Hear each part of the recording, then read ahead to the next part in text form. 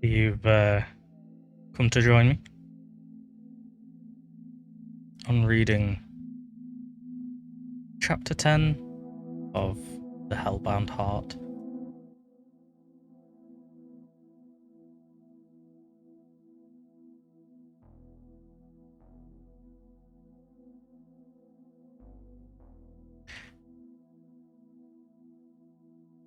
Hope you are all well.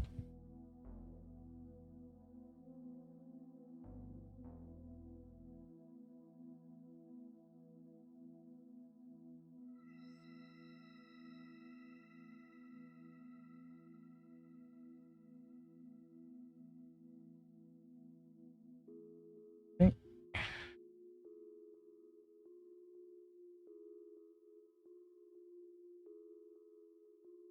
Hey Thunderman, how's it going?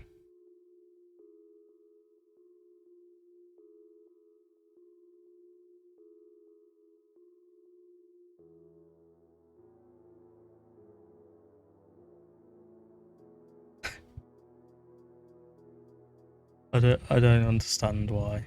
I just don't get it anymore. But redeems aren't available during this stream, just so we're aware.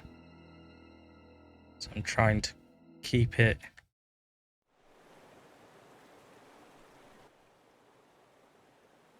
as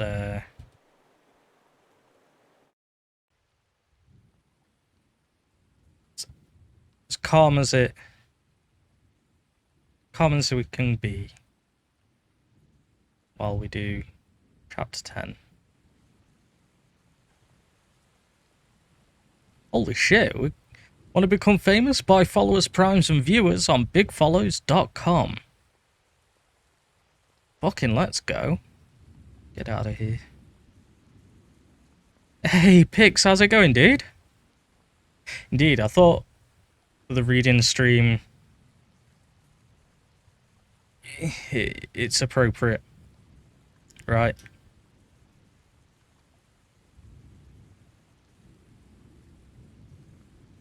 How's it going, Pix? Nice to see you, dude. John.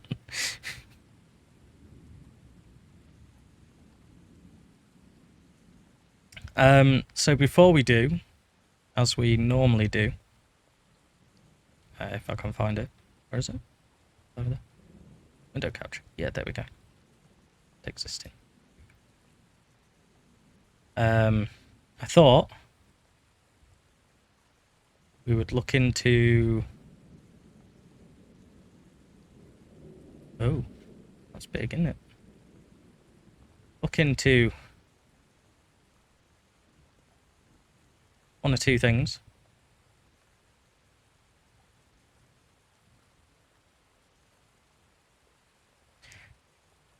Yeah.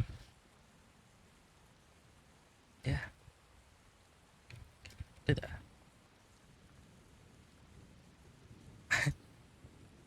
Fabulous, thanks. I kept missing your streams, joining literally you log. Hey, it's all good, dude. I don't mind. Don't mind. Just glad you're here.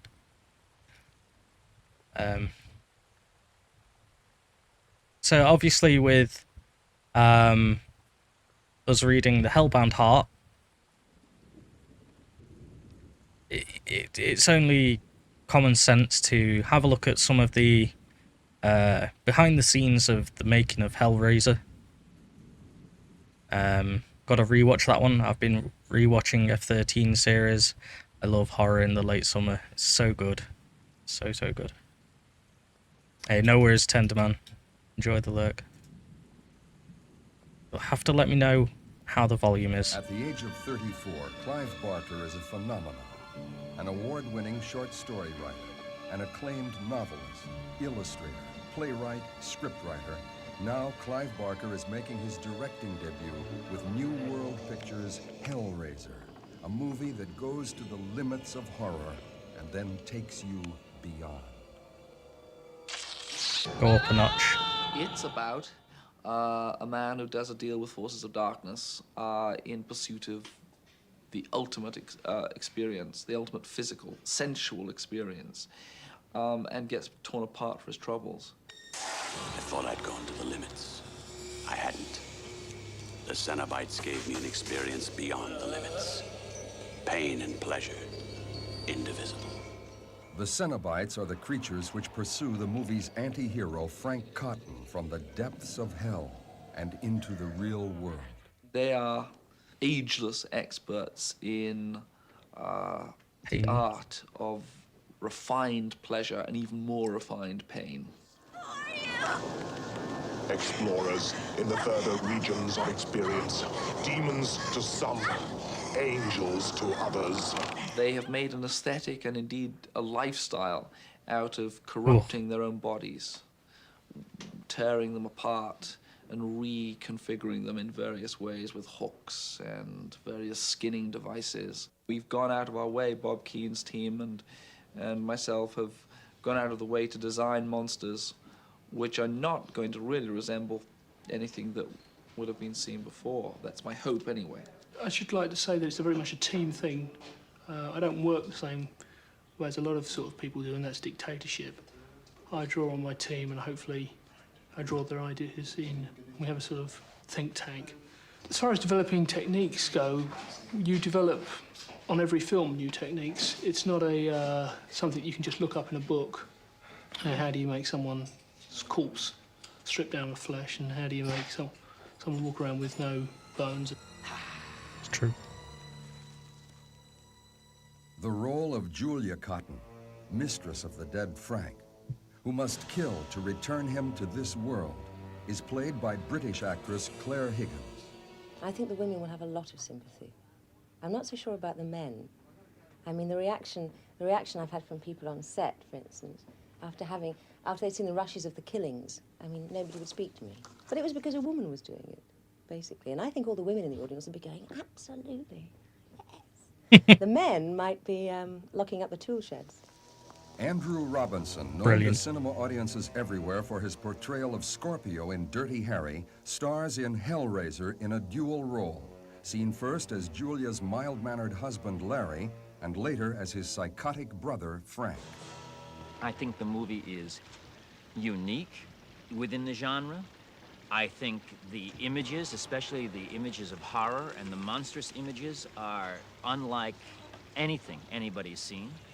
And I think it'll be I love that scene. really Just that, interesting with him film. covered in the Fascinating, veil. Almost like So good. bizarrely fascinating film.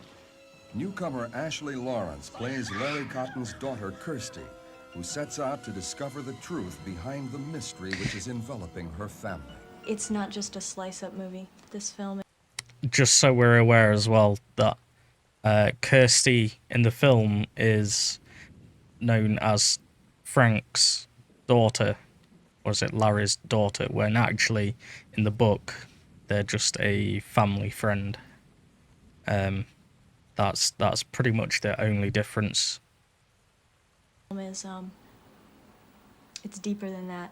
It's not just in it for the gore. There's a lot of human interest going on. It's okay, baby. Julia told me everything. Oh, no. See, your brother Frank is upstairs. He's upstairs and he's trying to kill you. He's gonna kill you. Now, wait. Whatever Frank did was unspeakable. It's unspeakable. This is my first picture, so I trust a lot, and I'm really confident with Clive's Christ, work, this was her so first I'm film. allowed to let go. Oof. And then I just am myself, pretty much. We have such sights to show you. There are going to be moments when the audience is going to be stunned by the elegance and the beauty of the image at the same time as being appalled by the subject matter. I believe And that that's a was the very reason, interesting John, tension and paradox. from what I gather. My feeling about this film, okay, my gut feeling, is that there's going to be no middle ground. People are going to loathe and despise this movie, or they are going to go out of their minds about it. But who the hell knows? I mean, it may pass like two ships in the night. Or we may be run out of town. This may be the end of my career. the days when I was working with Oliver Smith, who plays Frank in A Skin, I couldn't eat lunch for 2 days. For me, that is serious. I think those like me who have weak stomachs will find it quite appalling. I think they will be horrified. Frank. No. This isn't for your eyes. You set me up, bitch. There is a happy ending, but not for everybody.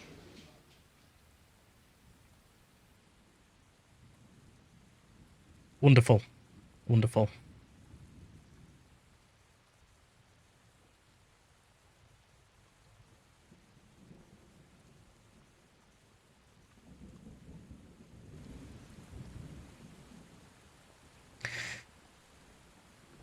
Do hope the sound of rain is okay as well.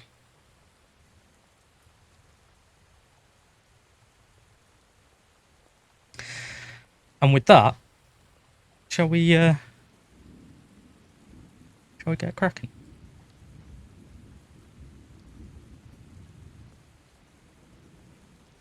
Get cracking with the knacking.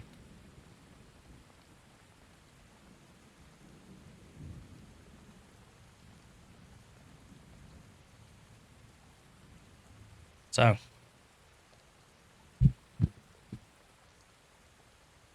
Chapter 10. She woke in a blizzard, or such was her first impression. Above her, a perfect whiteness, snow on snow. She was tucked up in snow, pillowed in snow. The blankness was sickening. It seemed to fill up her throat and eyes. She raised her hands in front of her face.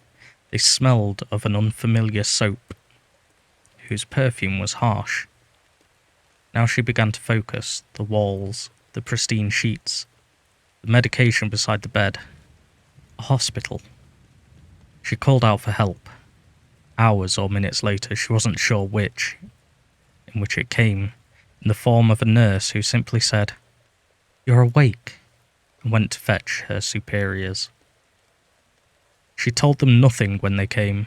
She had decided in the time between the nurse's disappearance and reappearance with the doctors that this was not a story she was ready to tell. Tomorrow, maybe, she might find the words to convince them of what she'd seen. But today, if she tried to explain, they would stroke her brow and tell her to hush her nonsense, condescend to her and try to persuade her that she was hallucinating. If she was pressed the point, they'd probably sedate her, which would make matters worse. What she needed was time to think. All of this she'd worked out before they arrived, so that when they asked her what had happened, she had her lies ready. It was all a fog, she told them. She could barely remember her own name. It will come back in time, they reassured her, and she replied meekly that she supposed it would. Sleep now, they said. She told them she'd be happy to do just that, and yawned. They withdrew then. "Oh yes," said one of them as he was about to go. "I forgot." He brought Frank's box from his pocket. "You were holding on to this," he said. "When you were found, we had the devil's own job getting out of your hand. Does it mean anything to you?" She said it didn't. "The police have looked at it. There was blood on it, you see. Maybe yours, maybe not." He approached the bed. "Do you want it?" he asked her, then added, "It has been cleaned." "Yes," she replied. "Yes, please."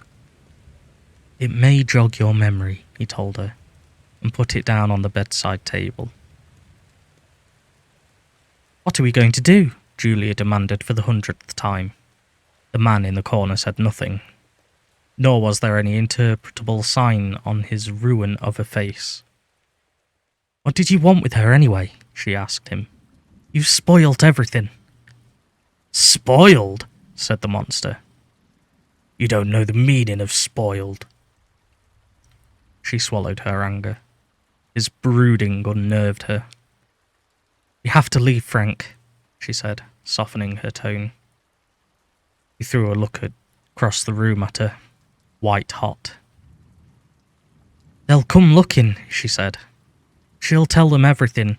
Maybe—" "Don't you care?" she demanded. The bandaged lump shrugged. "Yes," he said. "Of course, but we can't leave, sweetheart." Sweetheart, the word mocked them both. A breath of sentiment in the room that had known only pain. "I can't face the world like this," he gestured to his face. "Can I?" he said, staring up at her. "Look at me." She looked. "Can I?" "No." No, he went back to perusing the floor. "I need a skin, Julia." "A skin?" "Then maybe we can go dancing together. Isn't that what you want?" He spoke of both dancing and death with equal nonchalance, as though one carried as little significance as the other. It calmed her, hearing him talk that way. "How?" she said at last.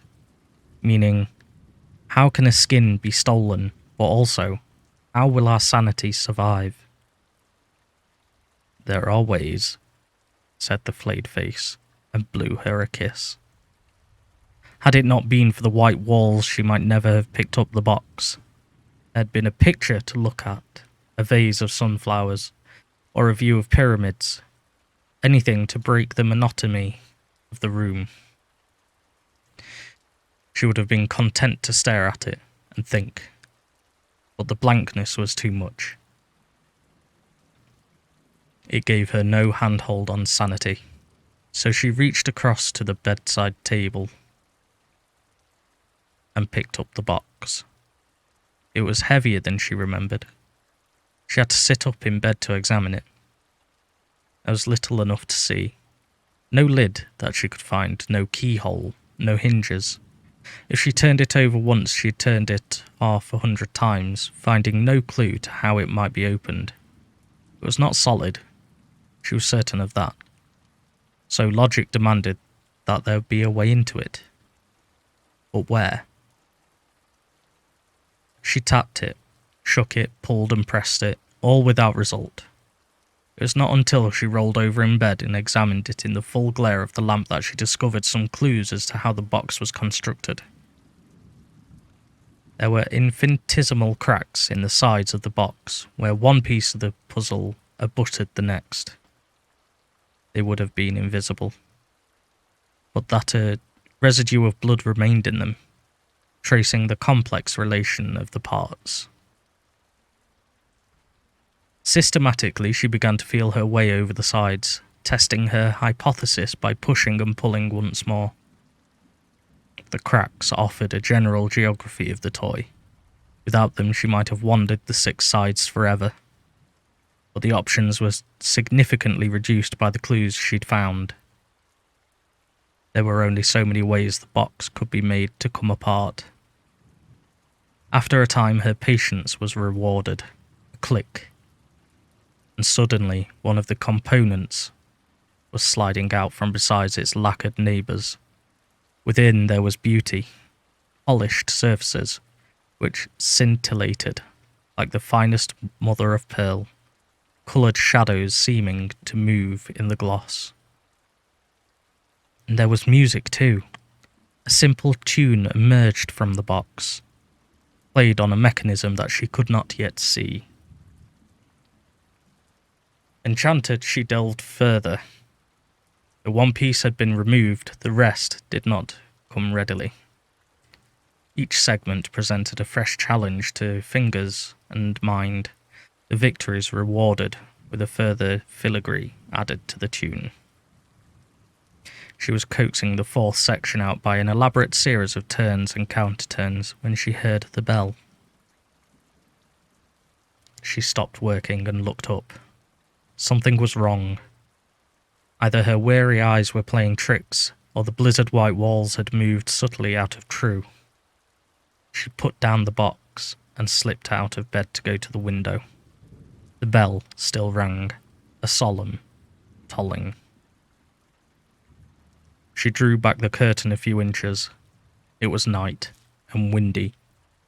Leaves migrated across the hospital lawn. Moths congregated in the lamplight. Unlikely as it seemed, the sound of the bell wasn't coming from outside. It was behind her. She let the curtain drop and turned back into the room. As she did so, the bulb in the bedside light guttered like a living flame. Instinctively, she reached for the pieces of the box. They and these strange events were intertwined somehow. As her hand found the fragments, the light blew out. She was not left in darkness, however, nor was she alone. There was a soft phosphorescence at the end of the bed, and in its folds, a figure. The condition of its flesh beggared her imagination. The hooks, the scars. Yet its voice, when it spoke, was not that of a creature in pain. "It's called the Lemon Shan configuration," it said, pointing at the box. She looked down. The pieces were no longer in her hand, but floating inches above her palm. Miraculously, the box was reassembling itself without visible aid. The pieces sliding back together as the whole construction turned over and over. As it did, so she caught fresh glimpses of the polished interior, and seemed to see ghosts' faces twisted as if by grief, or bad glass howling back at her. Then all but one of the segments was sealed up, and the visitor was claiming her attention afresh. "The box is a means to break the surface of the real," it said. "A kind of invocation by which we Cenobites can be notified." "Who?" she said. "You did it in ignorance," the visitor said. "Am I right?" "Yes." "It's happened before," came the reply. "But there's no help for it. No way to seal the schism till we take what's ours." "This is a mistake," she said. "Don't try to fight. It's quite beyond your control. You have to accompany me." She shook her head. She'd had enough of bullying nightmares to last her a lifetime. "I won't go with you," she said. "Damn you, I won't." As she spoke, the door opened. A nurse she didn't recognize, a member of the night shift presumably, was standing there. "Did you call out?" she asked. Kirsty looked at the Cenobite, then back at the nurse. They stood no more than a yard apart. "She doesn't see me," it told her, "nor hear me. I belong to you, Kirsty, and you to me." "No," she said. "Are you sure?" said the nurse. "I thought I heard—" Kirsty shook her head. It was lunacy. All lunacy. "You should be in bed," the nurse chided. "You'll catch your death." The Cenobite tittered. "I'll be back in 5 minutes," said the nurse. "Please, go back to sleep." And she was gone again. "We'd better go," it said. "Leave them to their patchwork, eh? Such depressing places." "You can't do this," she insisted. It moved toward her nevertheless. A row of tiny bells, depending from the scraggy flesh of its neck, tinkled as it approached. The stink it gave off made her want to heave. "Wait," she said. No tears, please. It's a waste of good suffering. Oof. The box, she said in desperation. Don't you want to know where I got the box? Not particularly. Frank Cotton, she said. Does the name mean anything to you? Frank Cotton? The Cenobite smiled. Oh yes, we know Frank. He sold the box too, am I right? He wanted pleasure until we gave it to him. Then he squirmed. If I took you to him, he is alive then. Very much alive. And you are proposing what? That I take him back instead of you? Yes. Yes, why not? Yes. The Cenobite moved away from her. The room sighed. I'm tempted, it said. Then, but perhaps you are cheating me. Perhaps this is a lie to buy you time. I know where he is, for God's sake, she said. He did this to me. She presented her slashed arms for its perusal. If you are lying, it said. If you are trying to squirm your way out of this. I'm not. Deliver him alive to us then. She wanted to weep with relief. Make him confess himself, and maybe we won't tear your soul apart. Oh, good grief. What a chapter. That chapter alone gives you the best look at what the Cenobites are and what they do.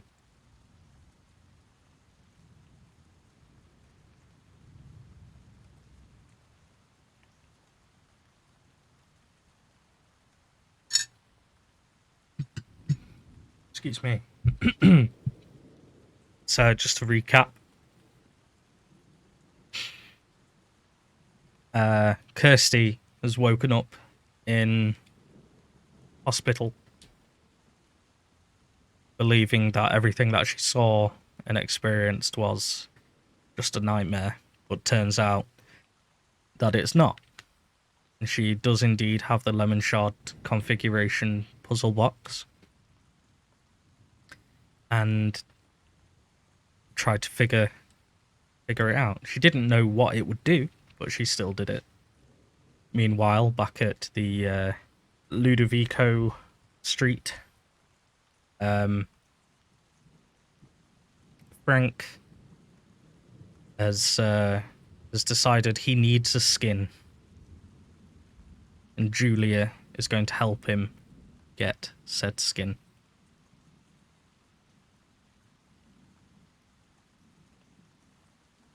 Chapter 11.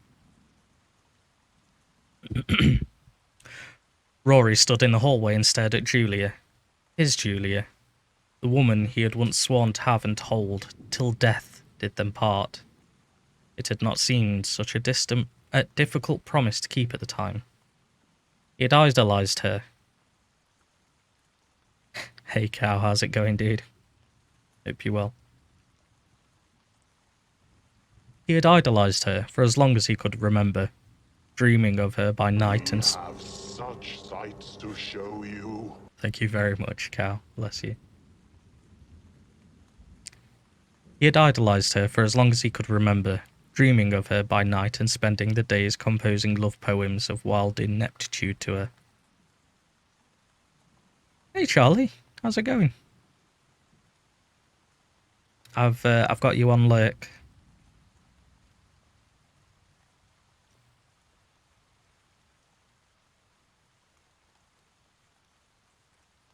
Managed to send everyone here? What?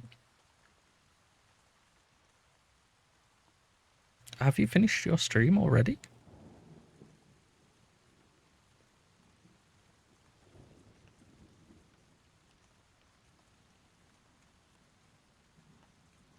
Or have you been having problems with your internet?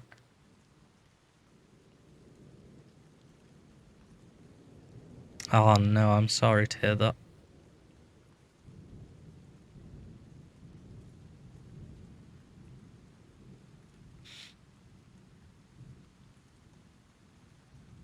That's not good. It's not good indeed. Man.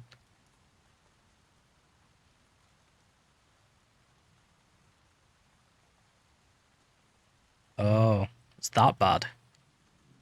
Eesh. Eesh. Well, while I can, I will read. So you have something to listen to at least. You can mope. That's fine. I don't mind. I will warn you though. It's a bit of a story so far. Okay. He had idolized her for as long as he could remember, dreaming of her by night and spending the days composing love poems of wild ineptitude to her. But things had changed, and he had learned as he watched them change that the greatest torments were often the subtlest. There had been times of late when he would have preferred a death by wild horses to the itch of suspicion that had so degraded his joy. Now, as he looked at her standing at the bottom of the stairs, it was impossible for him to even remember how good things had once been. All was doubt and dirt. One thing he was glad of. She looked troubled. Maybe that meant there was a confession in the air. Indiscretions that she would pour out and that he would forgive her, or in a welter of tears and understanding. "You look sad," he said. She hesitated, then said, "It's difficult, Rory." "What is?" She seemed to want to give up before she began. "What is?" he pressed. "I've so much to tell you." Her hand, he saw, was grasping the banister so tightly the knuckles burned white. "I'm listening," he said. He would love her again if she'd just be honest with him. "Tell me," he said. "I think maybe it would be easier if I showed you," she told him, and so saying, led him upstairs. The wind that harried the streets was not warm, to judge by the way the pedestrians drew their collars up and their faces down, but Kirsty didn't feel the chill. Was it her invisible companion who kept the cold from her, cloaking her with that fire the ancients had conjured to burn sinners in? Either that, or she was too frightened to feel anything. But then that wasn't how she felt. She wasn't frightened. Feeling in her gut was more ambiguous. She had opened a door, the same door Rory's brother had opened, and now she was walking with demons. And at the end of her travels, she would have her revenge. She would find the thing that had torn her and tormented her, and make him feel the powerlessness that she had suffered. She would watch him squirm. More, she would enjoy it. Pain had made a sadist of her. As she made her way along Ludovico Street, she looked around for a sign of the Cenobite, but he was nowhere to be seen. Undaunted, she approached the house. She had no plan in mind. There were too many variables to be juggled. For one, would Julia be there? And if so, how involved in all of this was she? Impossible to believe that she could be an innocent bystander. But perhaps she had acted out of terror of Frank. The next few minutes might furnish the answers. She rang the bell and waited. The door was answered by Julia, in her hand a length of white lace. "Kirsty," she said, apparently unfazed by her appearance. "It's late." "Where's Rory?" were Kirsty's first words. They hadn't been quite what she'd intended, but they came out unbidden. No moping, but moos are allowed. Absolutely. Just give off a nice moo.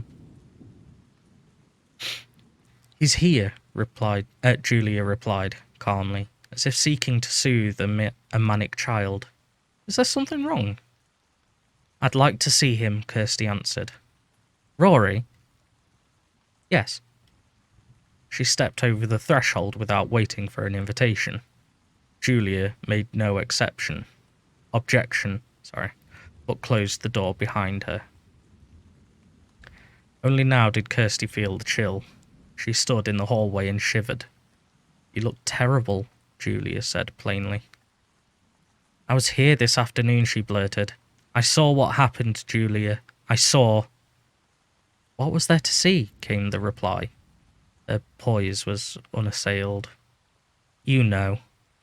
Truly, I don't. I want to speak to Rory. Of course, came the reply. But take care of him, will you? He's not feeling well. She led Kirsty through to the dining room. Hey, Arthur V. Hope you well, mate. You scare easily. Bless you. Try not to scare you.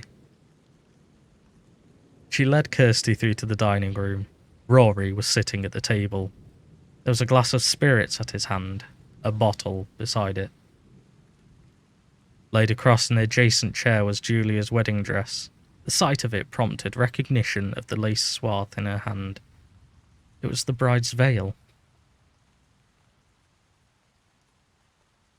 Rory looked much worse for wear.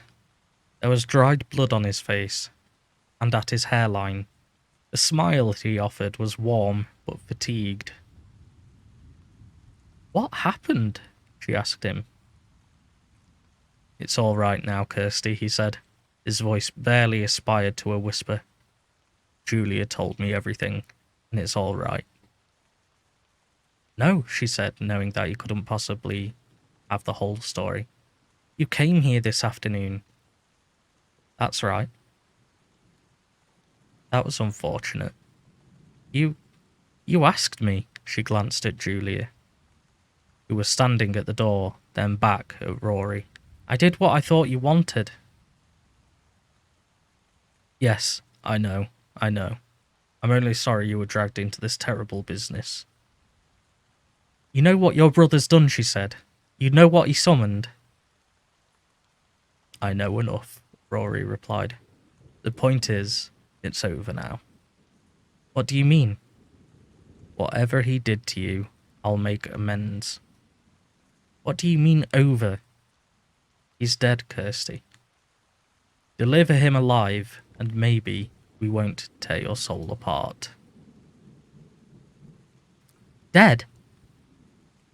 We destroyed him. Julia and I. It wasn't so difficult.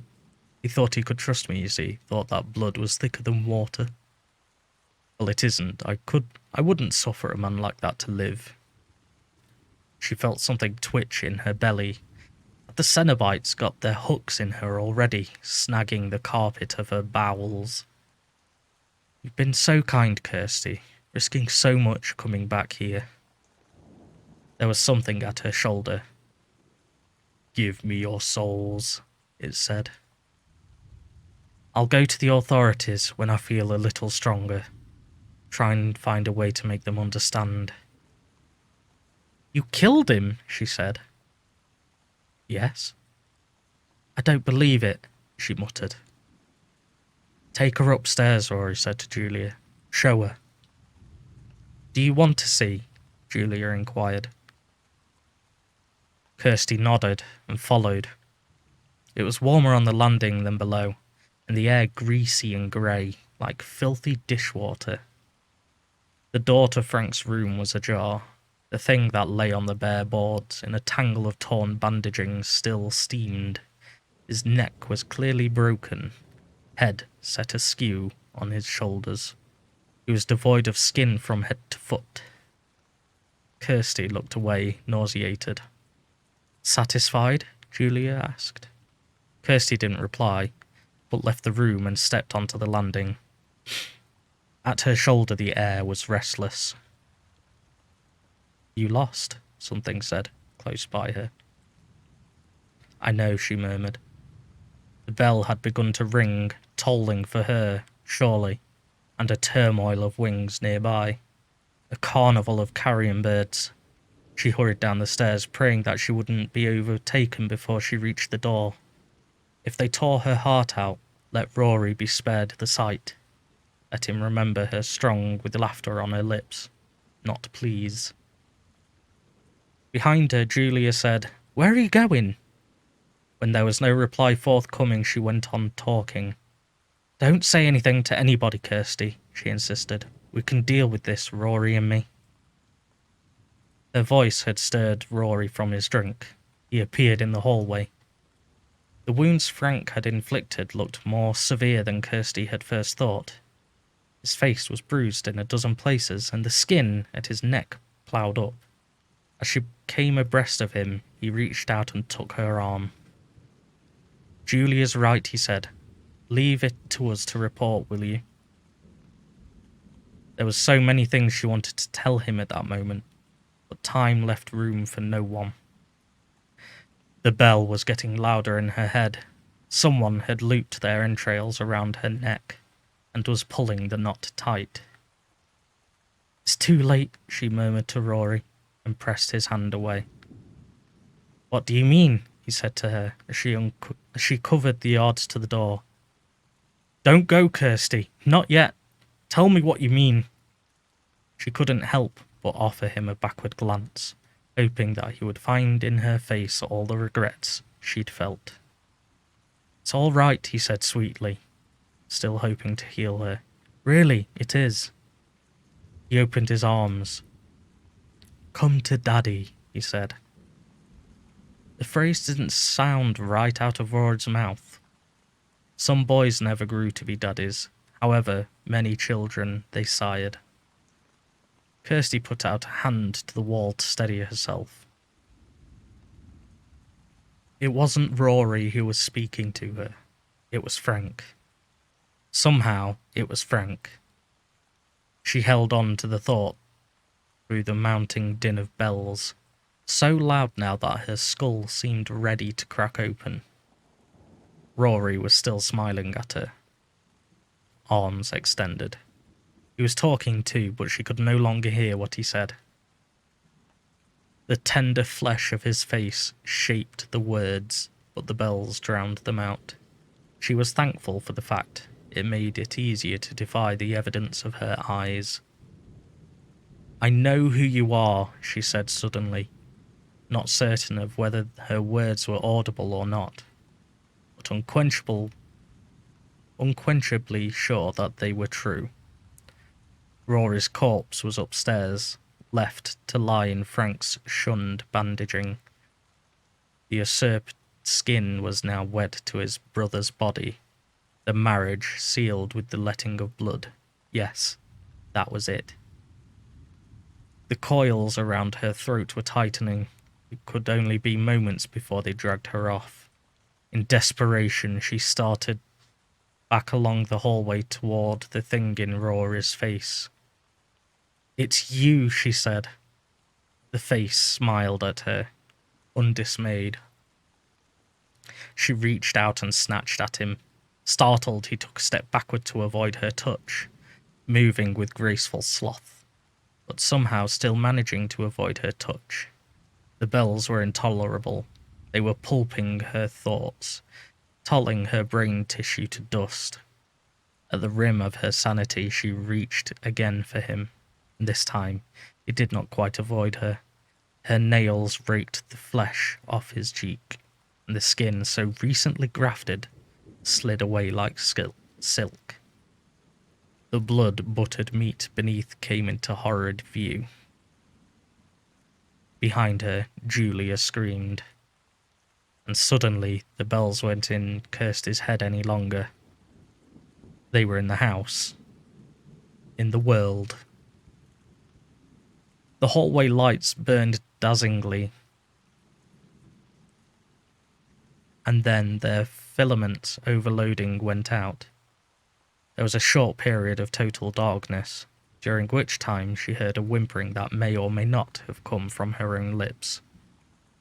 Then it was as if fireworks were sputtering into life in the walls and floor.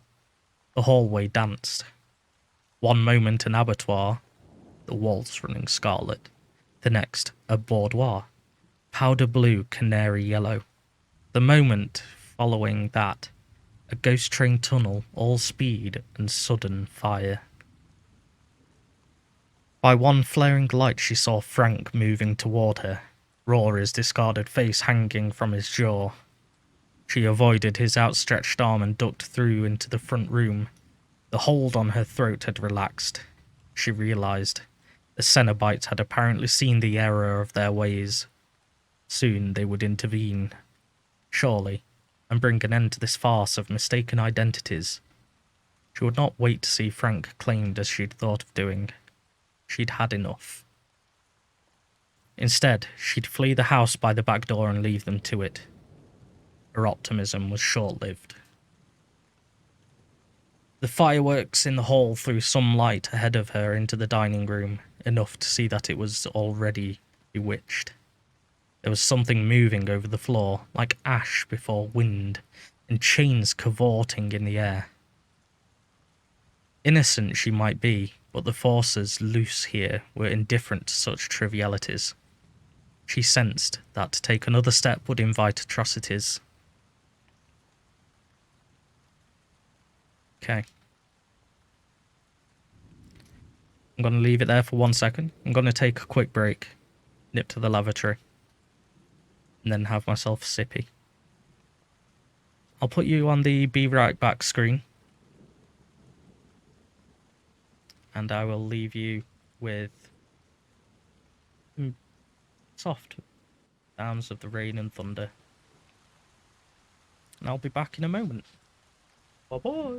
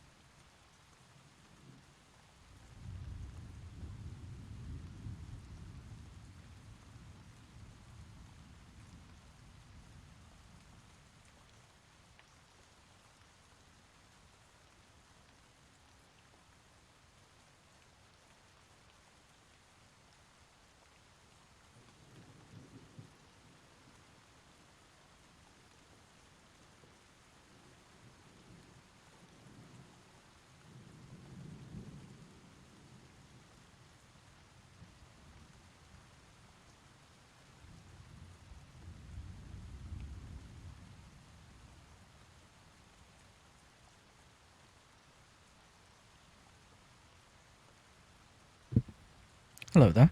I'm back. What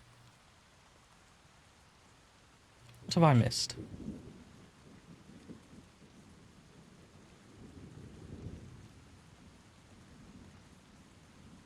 You're going to rise.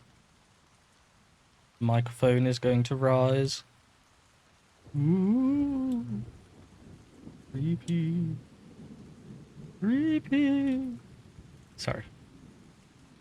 What have I missed? Howdy. I took a nap after my workout. That was 4 days ago. Oh, Jesus. Hey, Crow.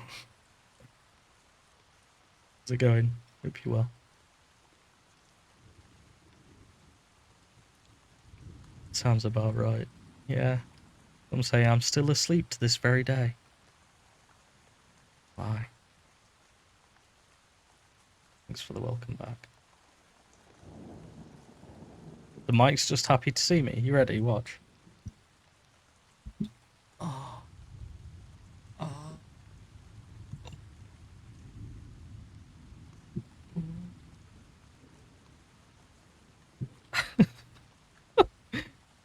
So if I do this, just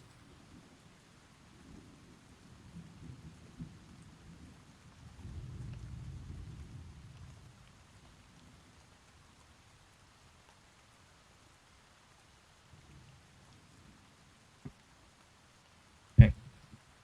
Leave it there anyway. Pop it there. Pop it there. It's your fault I haven't done deadlifts in years, wasn't it?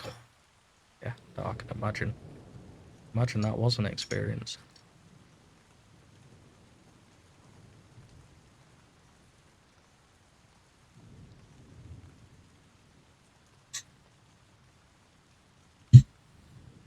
We'll have a sip of red.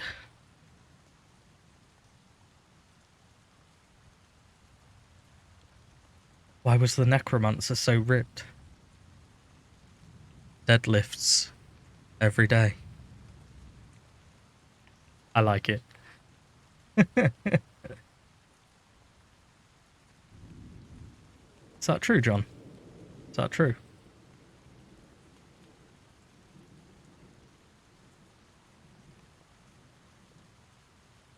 Shall we get back into the story?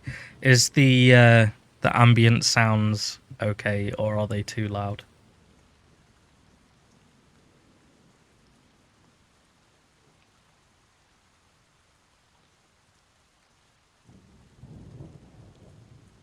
John has tree trunks for legs due to potty time.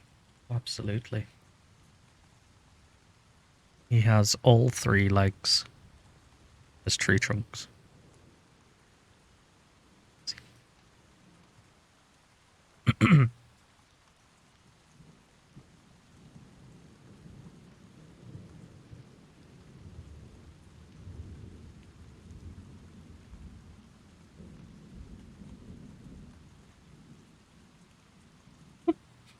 I know somebody that has squat blocks by their toe. It's too much, dude. That's when it gets like too much, right? Anyway. Back to the story, because we've not actually got long to go.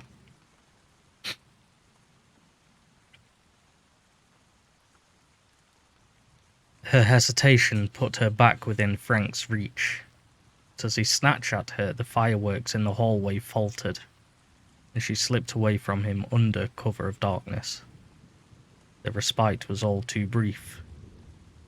New lights were already blooming in the hall, and he was after her afresh, blocking her route to the front door. Why didn't they claim him, for God's sake? Hadn't she brought them here as she'd promised, and unmasked him? Frank opened his jacket.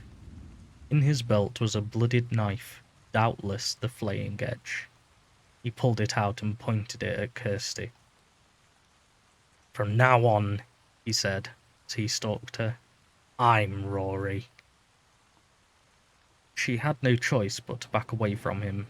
The door, escape, sanity, receding with every step. "Understand me?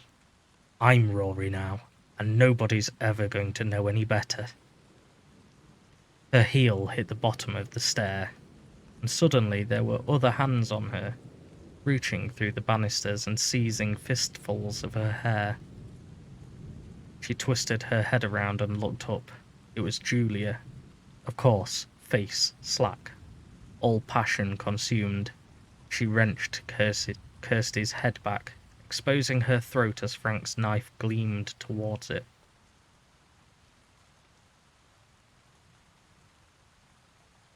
At the last moment, Kirsty reached up above her head and snatched hold of Julia's arm, wrenching her from her perch on the third or fourth stair.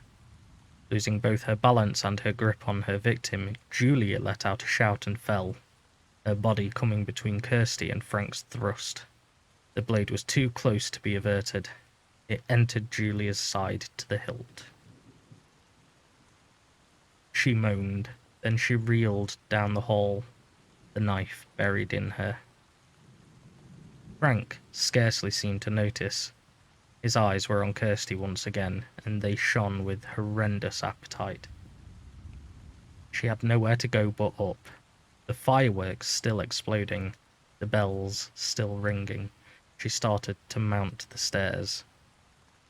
Her tormentor was not coming in immediate pursuit, she saw.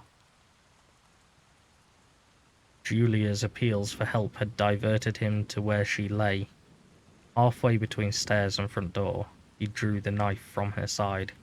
She cried out in pain, and as if to assist her, he went down on his haunches beside her body. She raised her, arm to arm, looking for tenderness. In response, he cupped his hand beneath her head and drew her up toward him. As their faces came within inches of each other, Julia seemed to realize that Frank's intentions were far from honorable. She opened her mouth to scream, but he sealed her lips with his and began to feed. She kicked and scratched the air, all in vain.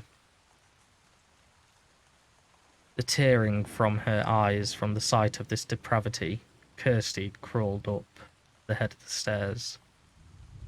The second floor offered no real hiding place, of course, nor was there any escape route, except to leap from one of the windows. But having seen the cold comfort Frank had just offered his mistress, jumping was clearly the preferable option. The fall might break every bone in her body. It would at least deprive the monster of further sustenance. The fireworks were fizzling out, it seemed. The landing was in smoky darkness. They stumbled along it rather than walked, her fingertips moving along the wall. Downstairs she heard Frank on the move again.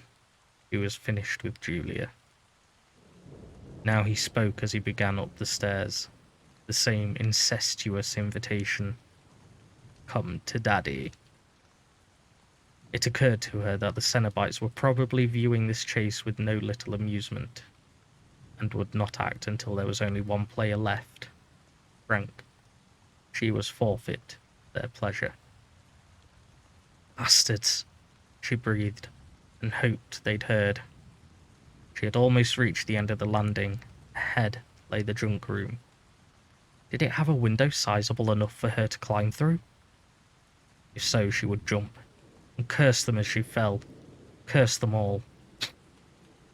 God and the devil, and whatever lay between, curse them, and as she dropped, hope for nothing but that the concrete would be quick with her. Frank was calling her again, and almost at the top of the stairs she turned the key in the lock, opened the junk room door and slipped through. Yes, there was a window. It was uncurtained, and moonlight fell through it in shafts of indecent beauty, illuminating a chaos of furniture and boxes. She made her way through the confusion to the window. It was wedged open an inch or two to air the room. She put her fingers under the frame and tried to heave it up far enough for her to climb out. But the sash in the windows had rotted, and her arms were not the equal of the task. She quickly hunted for a makeshift lever. A part of her mind coolly calculating the number of steps it would take her pursuer to cover the length of the landing. Less than 20, she concluded. As she pulled a sheet off one of the tea chests, only to find a dead man staring up at her from the chest, eyes wild, who was broken in a dozen places, arms smashed and bent back upon themselves, legs tucked up to his chin. As she went to cry out, she heard Frank at the door. "Where are you?" he inquired.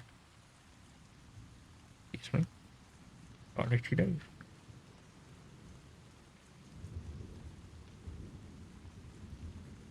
She clamped her hand over her face to stop the cry of revulsion from coming. As she did so, the door handle turned. She ducked out of sight behind a felled armchair, swallowing her scream. The door opened. She heard Frank's breath, slightly laboured, heard the hollow pad of his feet on the floorboards, then the sound of the door being pulled to again. It clicked. Silence. She waited for a count of 13, then peeped out of hiding, half expecting him to still be in the room with her, waiting for her to break cover. But no, he'd gone. Swallowing the breath her cry had been mounting upon had brought an unwelcome side effect. Hiccups. The first of them, so unexpected she had no time to subdue it, sounded gun crack loud. There was no returning step from the landing. Frank, it seemed, was already out of earshot. As she returned to the window, skirting the tea chest coffin, a second hiccup startled her. She silently reprimanded her belly, but in vain. A third and fourth came unbidden while she wrestled once more to lift the window. That, too, was a fruitless effort. It had no intention of compliance. Briefly, she contemplated breaking the glass and yelling for help, but rapidly discarded the idea. Frank would be eating out her eyes before the neighbours had even shaken off sleep. Instead, she retraced her steps to the door and opened it a creaking fraction. There was no sign of Frank, so far as her eyes were able to interpret the shadows. Cautiously, she opened the door a little wider and stepped onto the landing once again. The gloom was like a living thing. It smothered her with murky kisses. She advanced 3 paces without incident, then a 4th. On the 5th, a lucky number, her body took a turn for the suicidal. She hiccuped, her hand too tardy to reach her mouth before the din was out. This time, it did not go unheard. "There you are," said a shadow, and Frank slipped from the bedroom to block her path. He was faster for his meal, he seemed, as wide as the landing, and he stank of meat. With nothing to lose, she screamed blue murder as he came at her. He was unashamed by her terror. With inches between her flesh and his knife, she threw herself sideways and found that the 5th step had brought her abreast of Frank's room. She stumbled through the door. He was after her in a flash, crowing his delight. There was a window in this room, she knew. She'd broken it herself mere hours before, but the darkness was so profound she might have been blindfolded. Not even a glimmer of moonlight to feed her sight. Frank was equally lost, it seemed. He called after her in this pitch, the whine of his knife accompanying his call as he slit the air. Back and forth, stepping away from the sound, her foot caught in the tangle of the bandaging on the floor. Next moment she was toppling. It wasn't the boards she fell heavily upon, however, but the greasy bulk of Rory's corpse. It won a howl of horror from her. "There you are," said Frank. The knife slicers were suddenly closer, inches from her head, but she was deaf to them. She had her arms about the body beneath her, and approaching death was nothing beside the pain she felt now touching him. "Rory," she moaned, content that his name be on her lips when the cut came. That's right, said Frank. Rory. Somehow the theft of Rory's name was as unforgivable as stealing his skin, or so grief told her. A skin was nothing. Pigs had skins. Snakes had skins. They were knitted of dead cells, shed and grown, and shed again. But a name, that was a spell, which summoned memories. She would not let Frank usurp it. Rory's dead, she said. The words stung her, and with the sting the ghost of a thought. Hush, baby, he told her. Suppose the Cenobites were waiting for Frank to name himself. Hadn't the visitor in the hospital said something about Frank confessing? You're not Rory, he said. We know that, came the reply, but nobody else does. Who are you then? Poor baby, losing your mind, are you? Good thing, too. Who, though? It's safer that way. Who? Hush, baby, he said. He was stooping to her in the darkness, his face within inches of hers. Everything's going to be as right as rain. Yeah? Yes. Frank's here, baby. Frank? That's right. I'm Frank.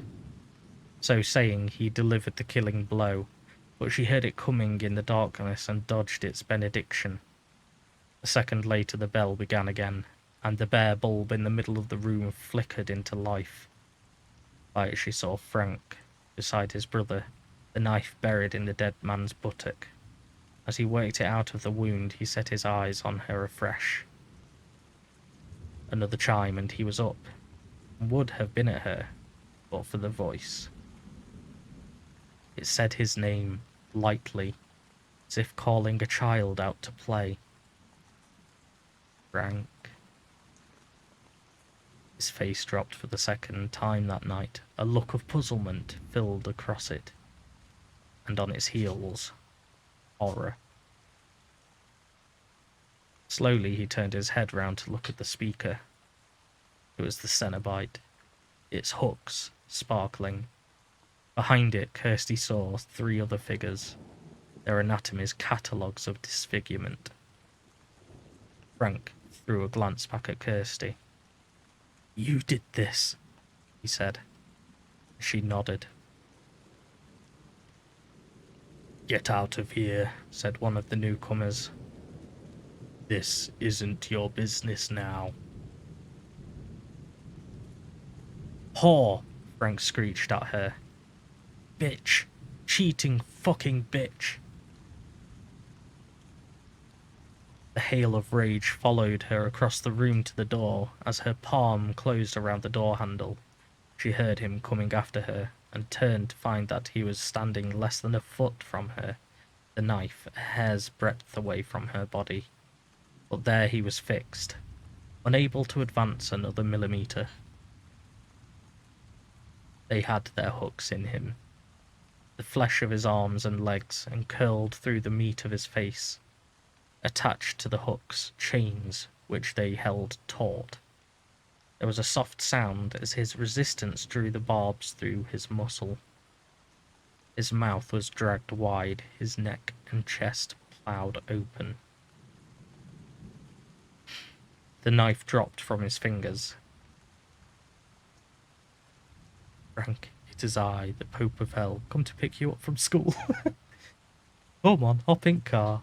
Let's go and get some 10p sweets. The knife dropped from his fingers. He expelled a last incoherent curse at her, his body shuddering now as he lost his battle with their claim upon him. Inch by inch he was drawn back toward the middle of the room. Go, said the voice of the Cenobite. She could see them no longer. They were already lost behind the blood-flecked air. Accepting their invitation, she opened the door, while behind her, Frank began to scream. As she stepped onto the landing, plaster dust cascaded from the ceiling. The house was growling from basement to eaves. She had to go quickly, she knew, before whatever demons were loose here shook the place apart. Although time was short, she could not prevent herself from snatching one look at Frank, to be certain that he would come after her no longer. He was, in extremis, hooked through in a dozen or more places. Fresh wounds gorged in him even as she watched. Spread-eagled beneath the solitary bulb, body hauled to the limits of its endurance and beyond. He gave vent to shrieks that would have won pity from her had she not learned better. Suddenly, his cries stopped. There was a pause, and then, in one last act of defiance, cranked up his heavy head and stared at her, meeting her gaze with eyes which all bafflement and all malice had fled. They glittered as they rested on her, pearls in offal. In response, the chains were drawn an inch tighter, but the Cenobites gained no further cry from him. Instead, he put his tongue out at Kirsty and flicked it back and forth across his teeth in a gesture of unrepentant lewdness. Then he came unsewn. His limbs separated from his torso, and his head from his shoulders. In a welter of bone shards and heat, she threw the door closed, as something thudded against it from the other side. His head, she guessed.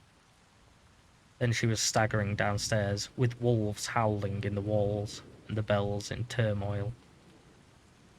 And everywhere thickening the air like smoke, the ghosts of wounded birds, sewn wing tip to wing tip, and lost to flight.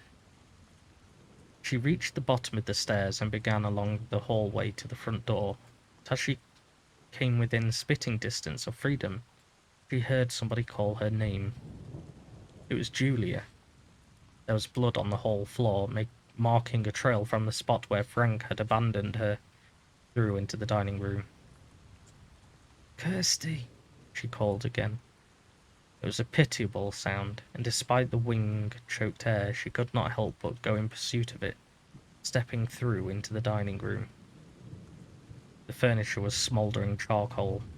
The ash that she had glimpsed was a foul-smelling carpet, and there, in the middle of this domestic wasteland, sat a bride.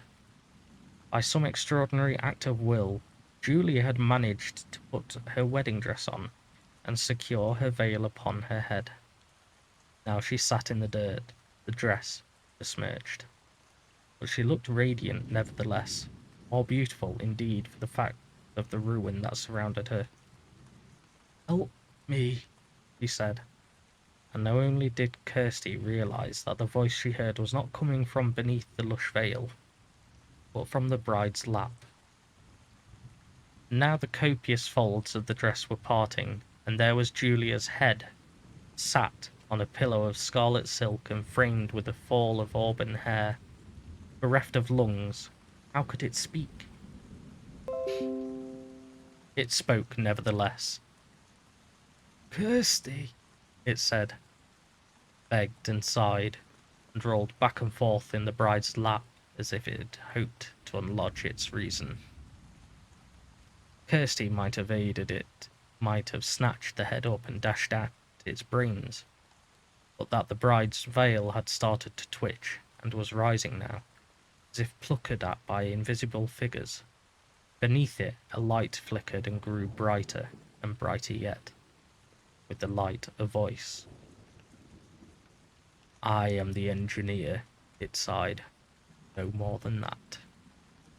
Then the fluted folds rose higher, and the head beneath gained the brilliance of a minor sun. She did not wait for the blaze to blind her. Instead, she backed out into the hallway, the birds almost solid now, the wolves insane, and flung herself at the front door even as the hallway ceiling began to give way. The night came to meet her, a clean darkness. She breathed in greedy gulps as she departed the house at a run. It was her second such departure. God help her sanity, that there ever be a third. At the corners of Lodovico Street she looked back. The house had not capitulated to the forces unleashed within. It stood now quiet as a grave. No quieter. As she turned away, somebody collided with her. She yelped with surprise, but the huddled pedestrian was already hurrying away into the anxious murk that preceded morning. As the figure hovered on the outskirts of solidity,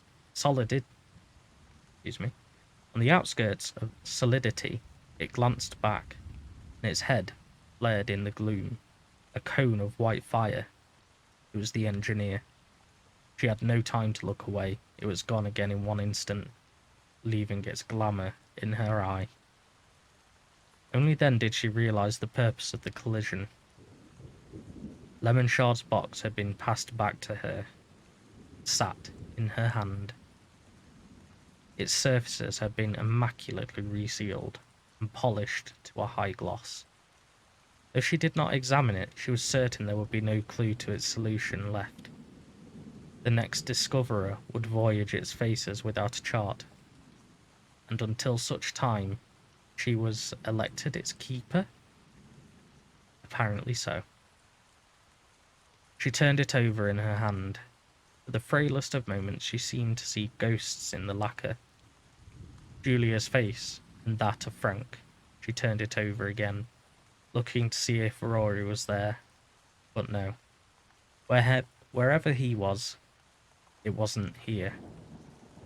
There were other puzzles. Perhaps that, if solved, gave access to the place where he'd lodged. A crossword maybe, whose solution would lift the latch of the Paradise Garden, or a jigsaw in the completion of which lay across to Wonderland. She would wait and watch, as she always had watched and waited, hoping that such a puzzle would one day come to her. But if it failed to show itself, it would not grieve too deeply, for fear that the mending of broken hearts be a puzzle neither wit nor time had the skill to solve. The end.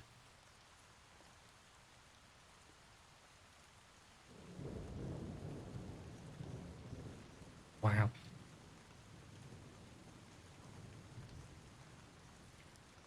That is a fantastic book. Truly a fantastic book. Oh, hey, Samus.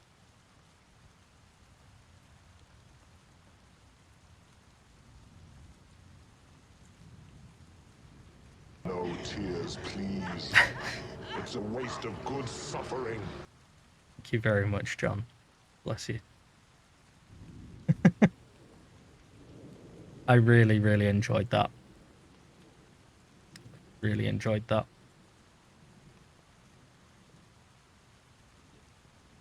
I'm a huge fan of Clive Barker's works.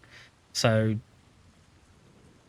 the next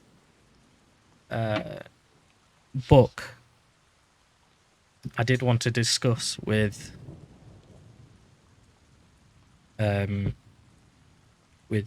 most of you. I did say in the Discord that I would leave it for a bit just to give people time to have a look.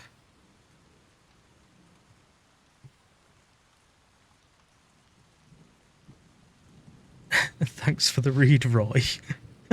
Oi, autocorrect. Oi, Dev. Not exactly the best to listen to while eating, but very well read and captivating. Yeah, I should hope that you weren't eating anything, you know, tomatoey based or anything like that. Oh, my neck. Oh, the clicks. Oh, very lovely. So, as I've said, I'm a huge fan of Clive Barker's works. And there's quite a few different ones which I thought I might put into like some kind of a vote, maybe? I don't know. We've already done the Hellbound Heart. But there is also the Scarlet Gospels. The problem is, I do believe that there's a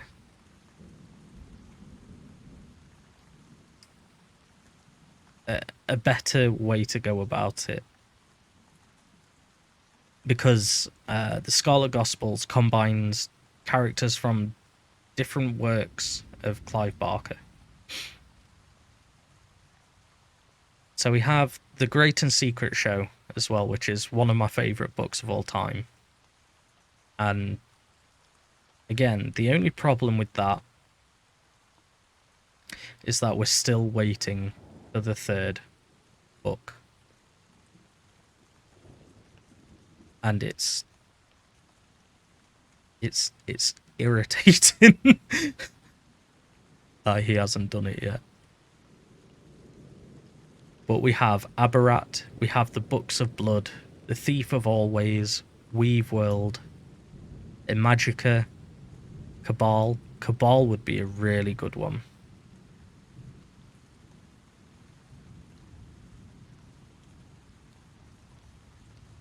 Get on with it, Clive.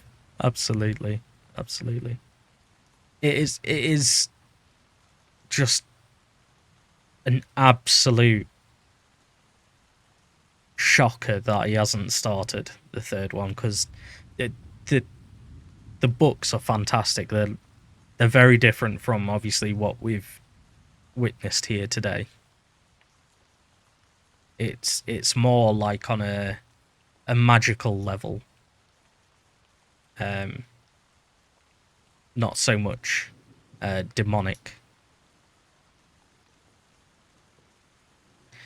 But yeah, we have the Books of Blood, which go up to 3, 4, maybe 6. I don't know. I can't remember. There's many. And then, like I say, eventually, I would love to share with you the Scarlet Gospels, one of my favourite books of all time, just because I don't know if you were aware. Maybe he's been talking with George R.R. Martin. Quite possibly. Quite possibly. I don't know if you were aware, but Clive Barker, the author of the Hellbound Heart and the Hellraiser original character designs and personalities, the writings of them, their creations, he eventually lost the rights to his own characters, which is an absolute shame. Due to the amount of films that were released, he ended up giving over the rights to the Cenobites and the Hellraiser name. And unfortunately, the films went from, really good tier to shit. Utter dog arse.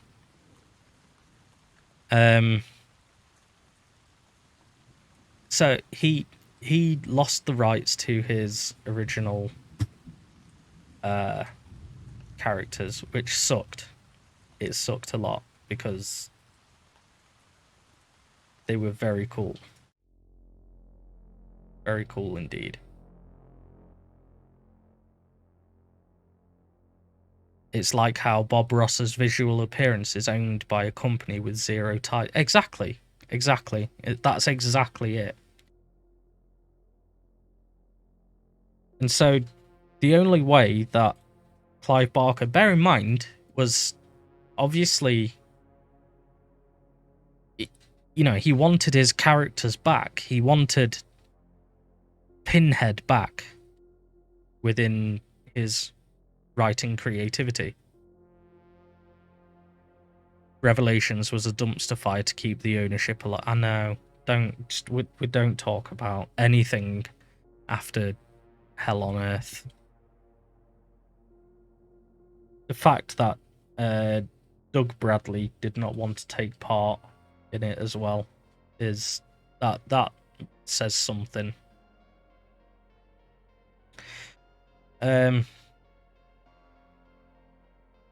Yeah, so the the way that he came back with it was that the Scarlet Gospels was like a mix of two books of characters. I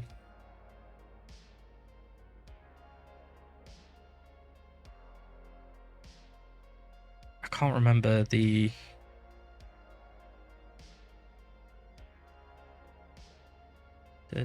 where is it?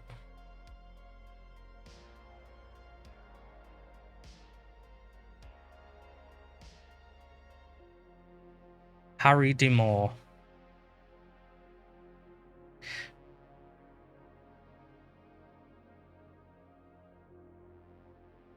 Is the character's name.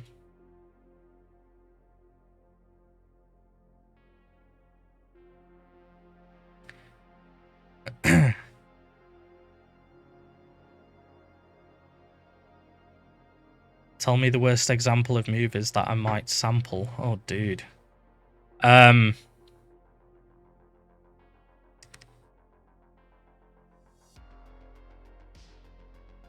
mean, Revelations was utter dog shit.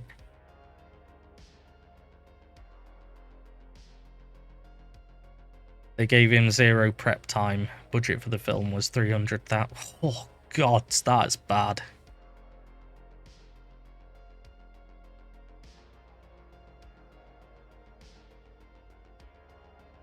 Isn't that a Resi movie? It is, but also very, yes. Like I say, anything past Hellraiser 3 Hell on Earth is, you can see it in its statistics. They just go down. They just go down and down and down, and they don't get any better. I'm looking at it here. Hellraiser, the first one, 73% Rotten Tomatoes, 7 out of 10 IMDb. Second one, 6.5, 50%. Third one, 5.5, 42%. Fourth, 5.1, 27%. Hellraiser Hellseeker, which is the 6th one, has managed to score a 0 out of 100%. Like, what? Excuse me?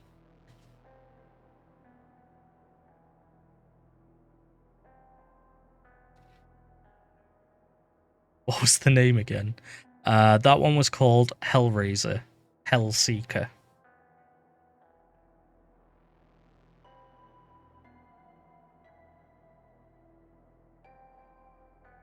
You liked Inferno? Oh, yeah. Inferno was probably the better out of the late films after 3.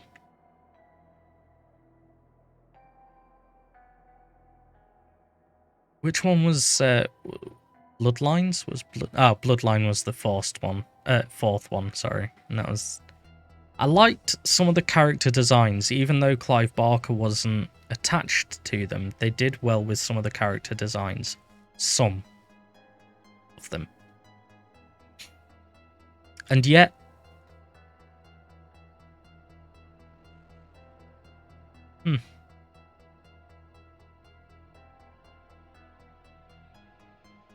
Hellraiser Judgment.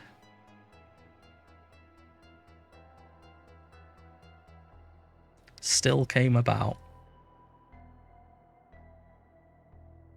Good grief. Bloodlines, aka Hellraiser in space.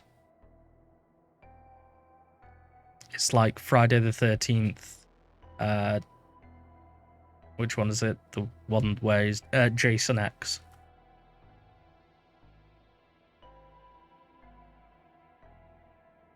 Bloodlines, aka Hellraiser in space. Yeah, that's one. Not on Prime. I don't even think Prime would touch that dog shit. I bet you could find it on YouTube. Again, it's... Failing that, I can just send you somewhere to watch it. Like, a bin.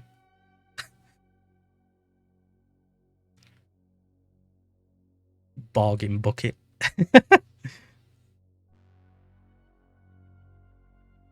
All of the Hellraiser movies are unavailable. Really? That's interesting. Like I say, the first one is very, very good. Aside from the one difference of Kirsty being their daughter in it, as opposed to close family friend. Everything else is sound. Even the quotations that Cenobites and other characters say are to the letter, to the word. I've seen 2 or 3 of them, but only the first one was any good for me. I liked the whole mystery and partly psychological aspect it had. The other was just more and more about shock value. Absolutely, yeah. Inferno is nice because of less gore visible detective story. Again, very good point. It's like they kind of backtracked from Hellraiser 3 because of the whole gore thing. Perhaps, you know, we'll see Hellraiser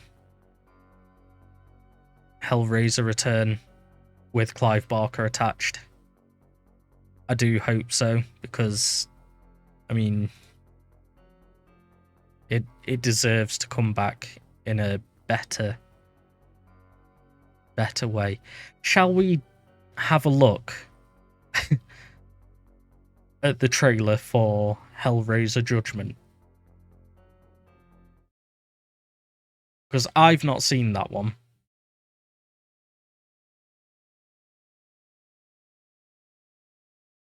And I can only imagine it's gonna be fucking crap.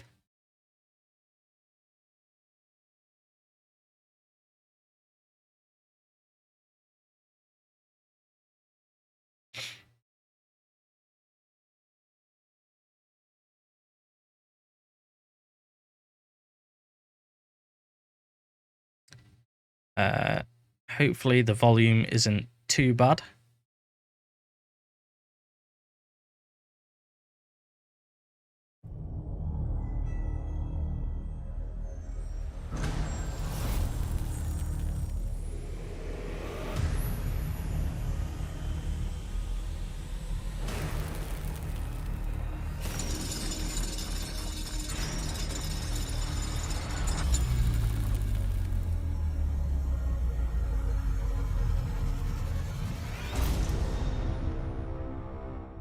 Evil seeks evil.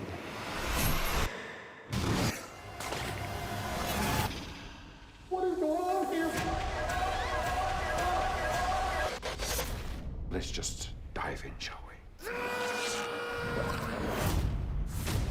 What we're investigating, it's very dark. Just curious. What do you see? You think you're too close to this case? Jesus Christ. It's him. What on earth is this place? It isn't.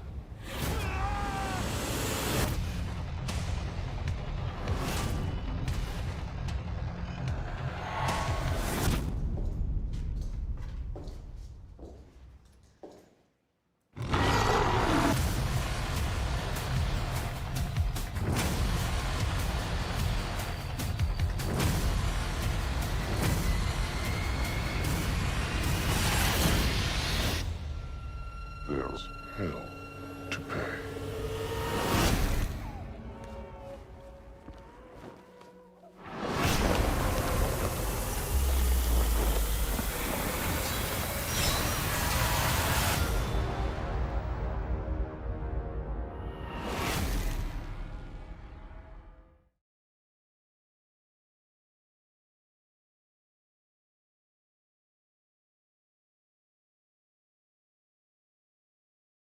Never want to see that ever again in my life. Maybe. But if you cheat us, Excuse me. we'll tear your soul apart.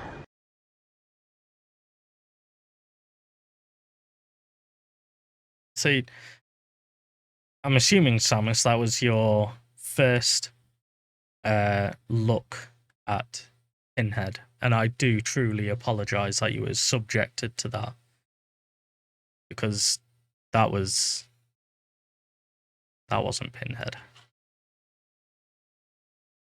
That wasn't Pinhead at all.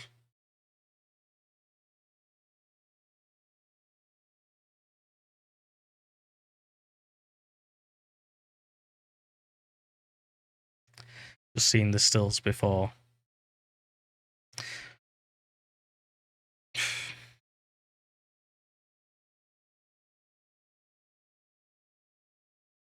Just listening made you sad. No, dude, that was awful.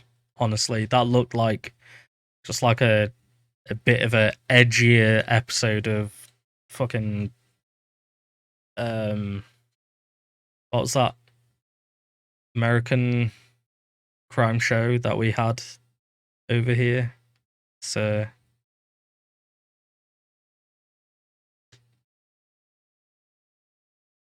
I don't know what it was called.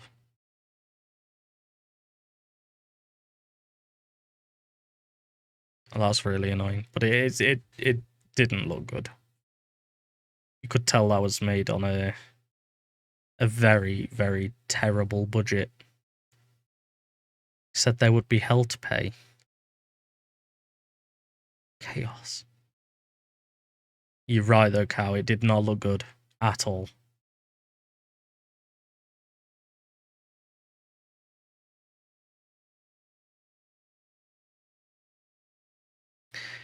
I feel that because of that, we need to rectify that entire situation just by redeeming ourselves with a scene from the original 1987 movie with Doug Bradley as Hellraiser. His voice is commanding.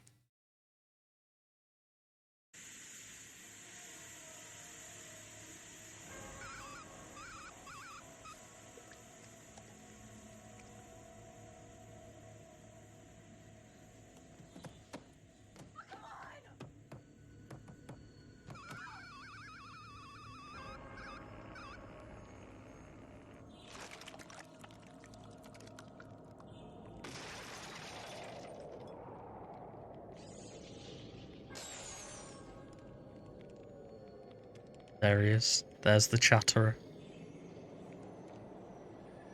Take it easy, Crow. We'll probably see you very soon.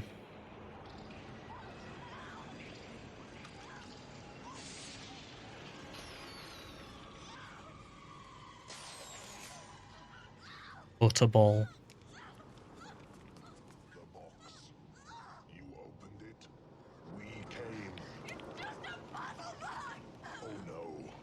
It is a means to summon us. Who are you? Explorers in the further regions of experience. Demons to some, angels to others. It was a mistake.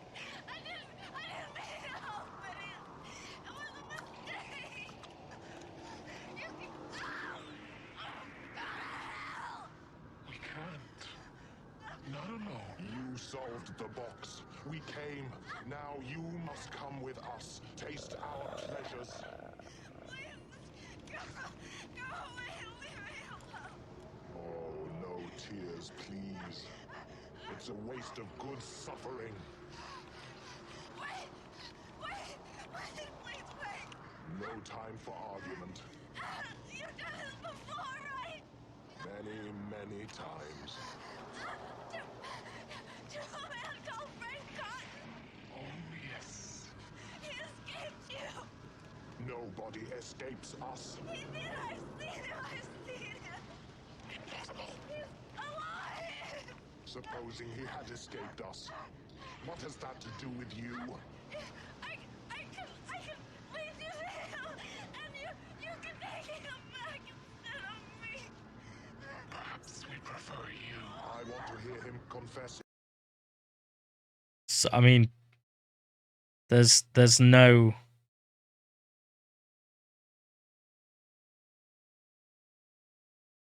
there's just no comparison. No comparison whatsoever. Seeing this as an adult, I get it. I'd totally open the box. Yeah, sure. Like, if I was to not know the genuine dangers of that, I'd probably do so as well. Because my intrigue would get the better of me.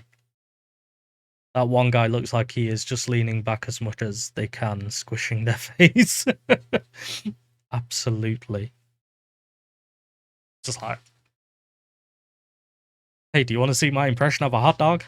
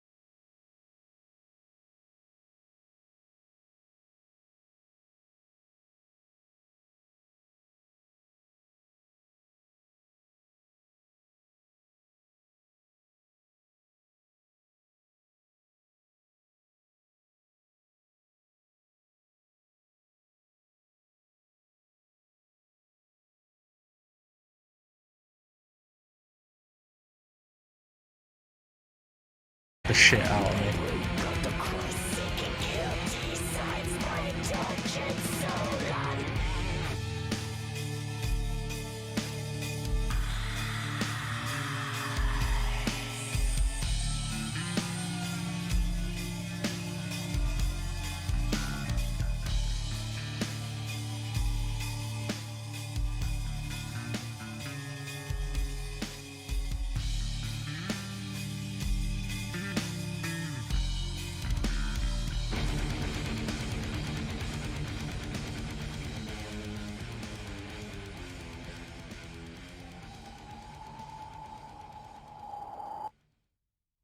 Lovely.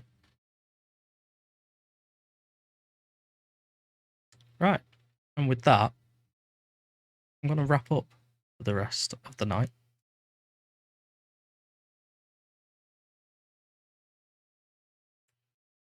There's Gravetender. You fucking legend.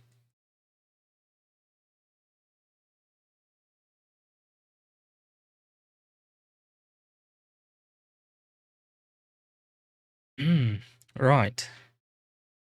So, I'll leave it within your capable hands of people. Shall we go and see the Crow on Satisfactory? His luscious pipes will give you comfort, surely. We also have Hitmonlee playing some Bloodborne. He's doing a cane run.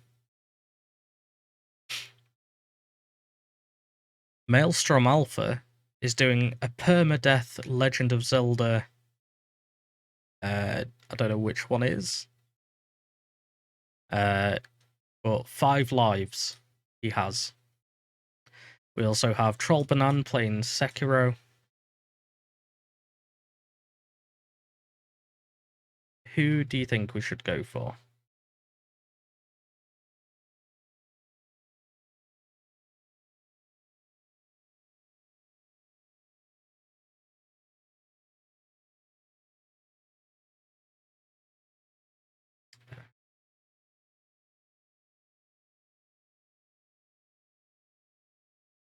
This. No one is blasted with music and shit. It doesn't matter to you. Fair enough, John. Fair enough. Oh, new lower sub prices in United Kingdom. Okay. Okay, so there's that. We have that.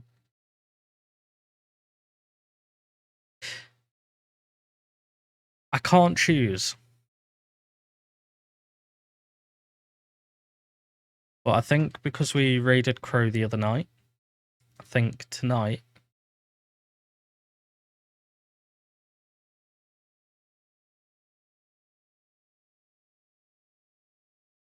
we will raid Mr. Hitmonlee.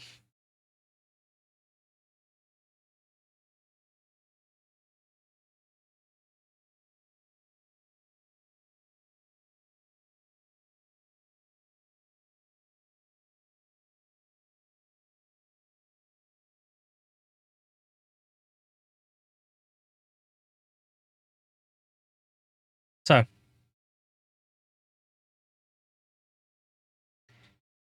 if you wouldn't mind jumping into his channel.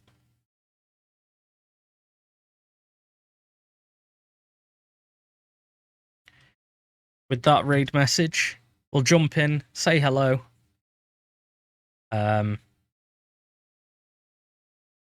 Yeah.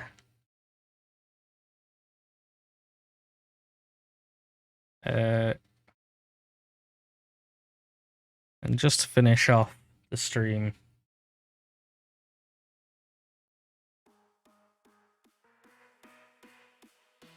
let's give him some hype with some hyper, eh?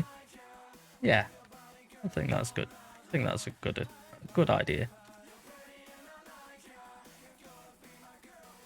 I'll see you all later. Thank you very much for joining me, and I'll see you again. We'll get the next book sorted. See you later. Cheers.